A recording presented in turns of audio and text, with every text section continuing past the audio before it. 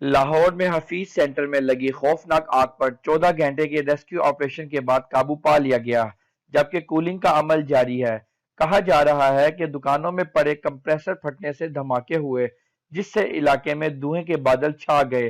Rescue اور fire brigade کی 33 سے زائد گاڑیوں اور 60 سے زائد ریسکیو اہلکار امدادی کارروائیوں میں شریک ہوئے۔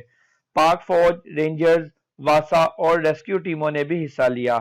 تفصیلات کے مطابق رات گئے تک گلبرگ کے علاقے حفیظ سینٹر میں خوفناک آتش زدگی نے سب ملیا میٹ کر دیا۔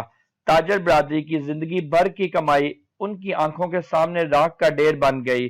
بے بس کاروباری افراد کچھ نہ کر پائے، آپ دیدہ ہو کر ایک دوسرے کو دلاسا دیتے رہے۔ پنجاب حکومت کی جانب سے بڑے سانے پر داد رسی کی یقین دہانی کرائی گئی، نقصانات کے ازالے کے لیے اقدامات اٹھانے کا بھی کہا گیا ہے۔